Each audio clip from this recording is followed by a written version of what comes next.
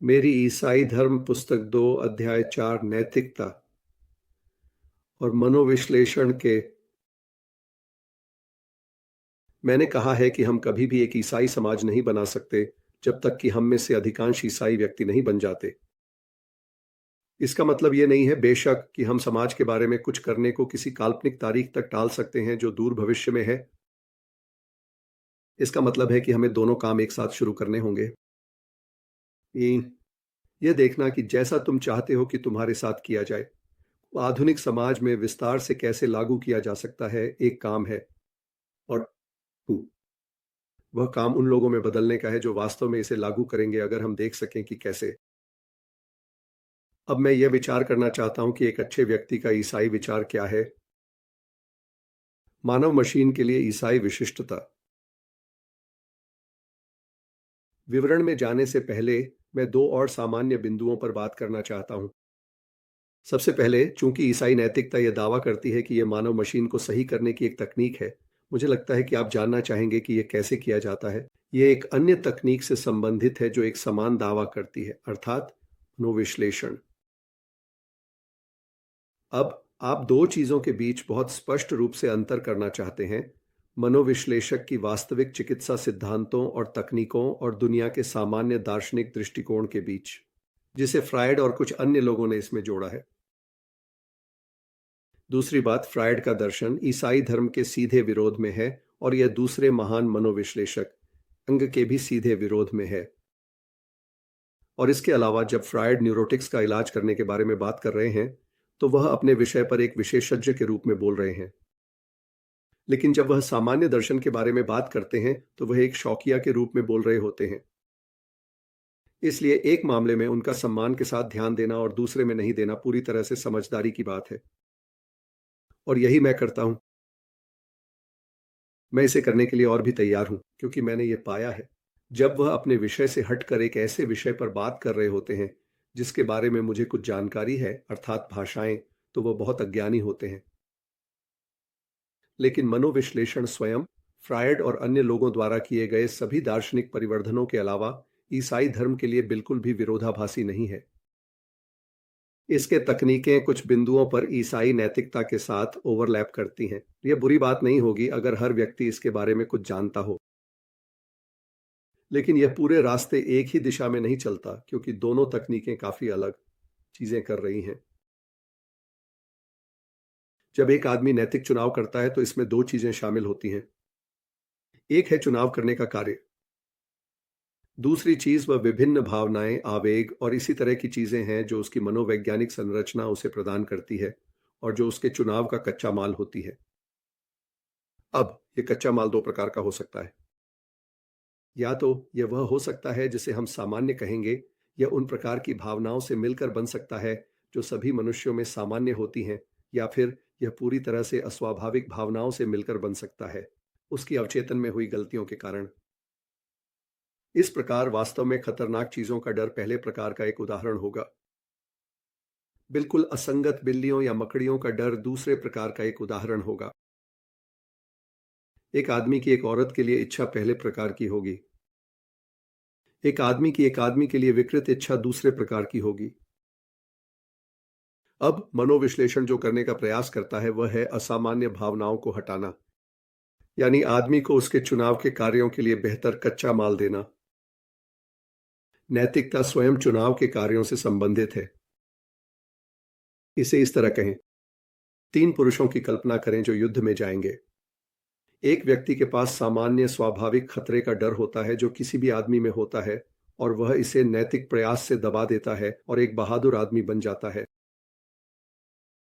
मान लीजिए कि अन्य दो व्यक्तियों के पास उनके अवचेतन में चीजों के परिणाम स्वरूप अतिरंजित, असंगत डर हैं जिनके बारे में कोई भी नैतिक प्रयास कुछ नहीं कर सकता। अब मान लीजिए कि एक मनोविश्लेषक आता है और इन दोनों का इलाज करता है, यानी वह दोनों को पहले आदमी की स्थिति में वापस रख देता है। तो ठीक उसी समय मनोविश्लेषणात्मक समस्या समाप्त होती है और नैतिक समस्या शुरू होती है, क्योंकि अब जब वे ठीक हो गए हैं ये दो आदमी बिल्कुल अलग अलग रास्ते ले सकते हैं। पहला कह सकता है, भगवान का शुक्र है मैंने उन सभी बेतुकी चीजों से छुटकारा पा लिया, अब आखिरकार मैं वह कर सकता हूं जो मैं हमेशा से करना चाहता था, स्वतंत्रता के कारण के प्रति अपनी जिम्मेदारी। लेकिन दूसरा कह सकता है, खैर, मैं बहुत खुश हूं कि अब मैं आग के बीच में काफी ठंडा महसूस कर रहा हूं। लेकिन बेशक इससे यह तथ्य नहीं बदलता कि मैं अभी भी पूरी तरह से यह तय कर चुका हूं कि मैं पहले खुद का ख्याल रखूंगा और जब भी संभव हो दूसरे व्यक्ति को खतरनाक काम करने दूंगा। वास्तव में हम डर महसूस करने की एक अच्छी बात यह है कि मैं अब अपने आप का ख्याल बहुत अधिक कुशलता से रख सकता हूं और दूसरों से इस तथ्य को छिपाने में बहुत अधिक चालाक हो सकते हैं। अब यह अंतर पूरी तरह से नैतिक है और मनोविश्लेषण इसके बारे में कुछ नहीं कर सकता। चाहे आप आदमी के कच्चे माल को कितना भी सुधार लें, आपके पास अभी भी कुछ और है। वह है आदमी की वास्तविक स्वतंत्र पसंद, जो उसे प्रस्तुत किए गए सामग्री पर निर्भर करती है। या तो अपनी खुद की भलाई को पहले रखना या फिर उसे आखिरी में रखना। और यह स्वतंत्र पसंद ही एकमात्र चीज है जिसके बारे में नैतिकता चिंतित है। बुरा मनोवैज्ञानिक सामग्री पाप नहीं है, बल्कि एक बीमारी है। इसका पछतावा नहीं किया जाना चाहिए, लेकिन ठीक होना, और वैसे ये बहुत महत्वपूर्ण है। मनुष्य एक दूसरे का न्याय उनके बाहरी कार्यों के आधार पर करते हैं। ईश्वर उसका न्याय उनके नैतिक चुनावों के आधार पर करते हैं। जब एक न्यूरोटिक, जिसे बिल्लियों का पैथोलॉजिकल डर होता है, किसी अच्छे कारण से खुद को एक बिल्ली उठाने के लिए मजबूर करता है, यह पूरी तरह से संभव है कि भगवान की नजर में उसने उस स्वस्थ आदमी की तुलना में अधिक साहस दिखाया हो जिसने विक्टोरिया क्रॉस जीता हो। यह विक्टोरिया क्रॉस है। ये कुछ ऐसा है जैसे कांग्रेस का सम्मान पदक। जब एक आदमी जो अपनी युवावस्था से ही विकृत हो गया है और जिसे सिखाया गया है कि क्रूरता सही है, कुछ छोटी सी दया करता है या किसी क्रूरता से बचता है, उसने शायद कुछ ऐसा किया हो और इस तरह शायद अपने साथियों द्वारा उपहास का शिकार होने का जोखिम उठाता है। वह भगवान की नजर में आपसे अधिक कर रहा हो सकता है, और मैं ये करूंगा अगर हम एक दोस्त के लिए अपनी जिंदगी तक छोड़ दें। इसको दूसरी तरह से कहना ठीक है। हम में से कुछ जो काफी अच्छे लोग लगते हैं, वास्तव में बहुत कम उपयोग कर पाए हैं। क्या अच्छी विरासत और अच्छी परवरिश के बावजूद हम वास्तव में उन लोगों से बदतर हैं जिन्हें हम दानव मानते हैं? क्या हम पूरी तरह से निश्चित हो सकते हैं कि हमें कैसे व्यवहार करना चाहिए था अगर हमें मनोवैज्ञानिक स्थिति का बोझ उठाना पड़ा होता, और फिर बुरी परवरिश के साथ और फिर शक्ति के साथ? हिमलर के बारे में कहें। इसलिए ईसाइयों को कहा जाता है कि वे न्याय न करें। हम केवल उस परिणाम को देखते हैं जो एक आदमी के विकल्प उसकी कच्ची सामग्री से बनाते हैं। लेकिन भगवान उसे कच्ची सामग्री के आधार पर नहीं, बल्कि इस पर आंकते हैं कि उसने इसके साथ क्या किया है। आदमी की मनोवैज्ञानिक संरचना का अधिकांश भाग शायद उसके शरीर के कारण होता है।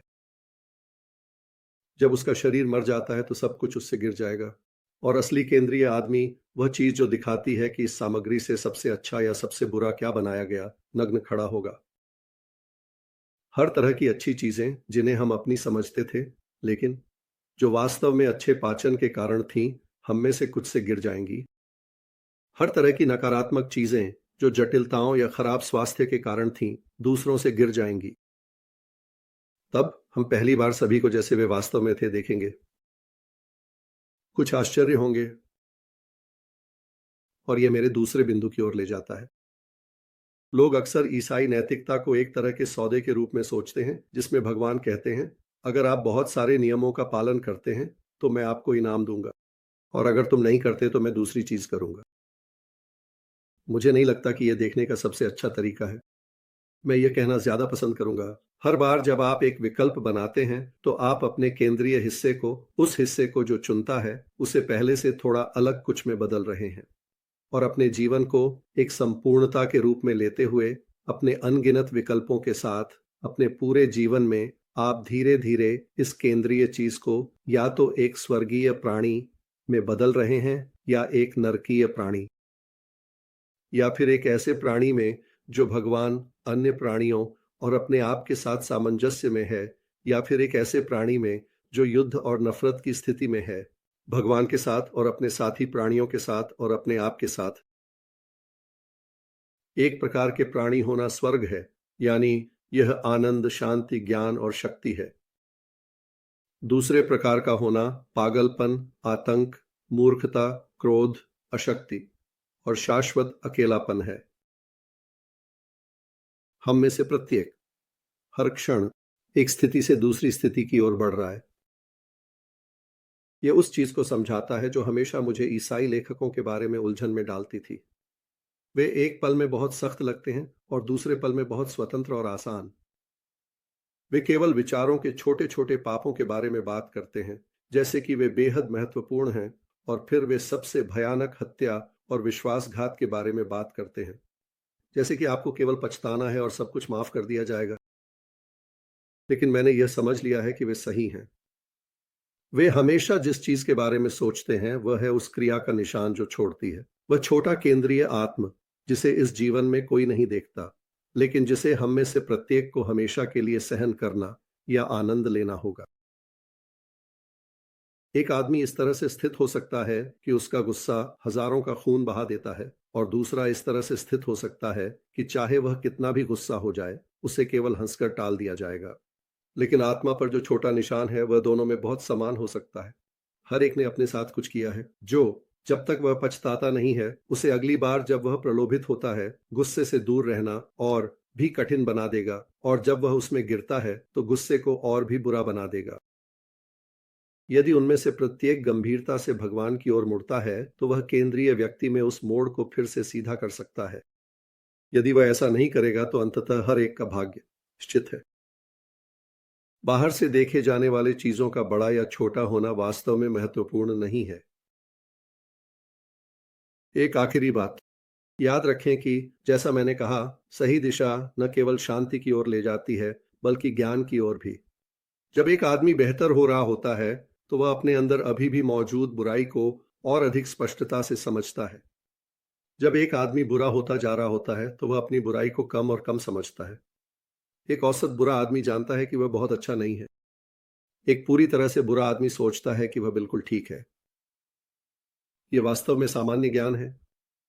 आप जागते समय नींद को समझते हैं, जब आप सो रहे थे तब नहीं। जब आपका मन सही तरीके से काम कर रहा होता है तो आप अंकगणित में गलतियां देख सकते हैं। जब आप उन्हें बना रहे होते हैं तो आप उन्हें देख नहीं सकते। आप नशे में नहीं बल्कि होश में रहते हुए नशे की प्रकृति को समझ सकते हैं। अच्छे लोग अच्छे और बुरे दोनों के बारे में जानते हैं। बुरे लोग इनमें से किसी के बारे में नहीं जानते। और हम अगले वीडियो में अगले अध्याय के साथ आगे बढ़ेंगे। देखने के लिए बहुत धन्यवाद। मैं तुम लोगों से प्यार करता हूं। जैसा कि टिगर कहता है, फिर मिलेंगे।